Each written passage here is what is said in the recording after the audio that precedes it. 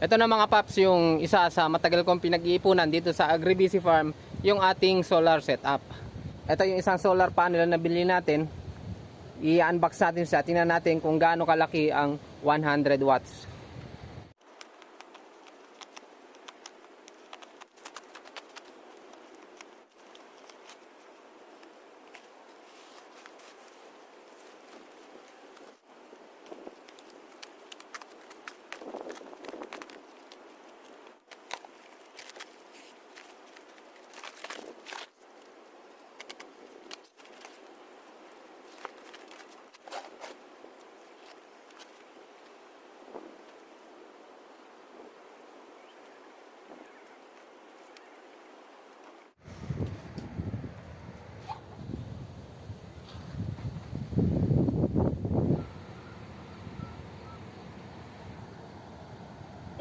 Ako nagdi-DIY ng solar setup. Ang hindi ko lang maintindihan at wala naman akong panukat kung ilang amperes voltage ang naibibigay ng mga solar panels natin na to. Ito nabili ko ng worth 2,000 pesos, 100 watts. Tapos iyon, ang sabi nung seller nung nabili ay 400 watts.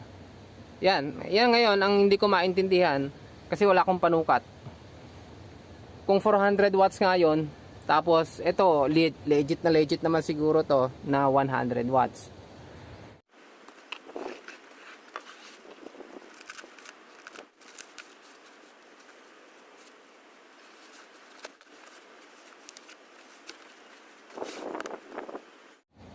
Ito naman yung battery na nabili natin, 12 volts 100 amp Ah rechargeable battery.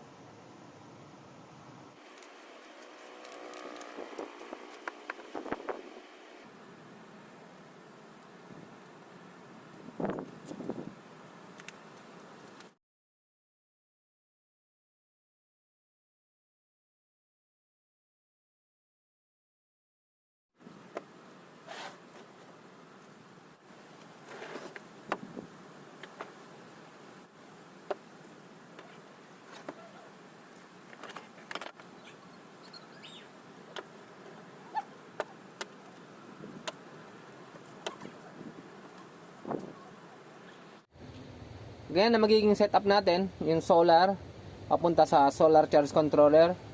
Ito yung battery, then tatakbo na dito sa solar power inverter, then pupunta na kung saan natin gagamitin.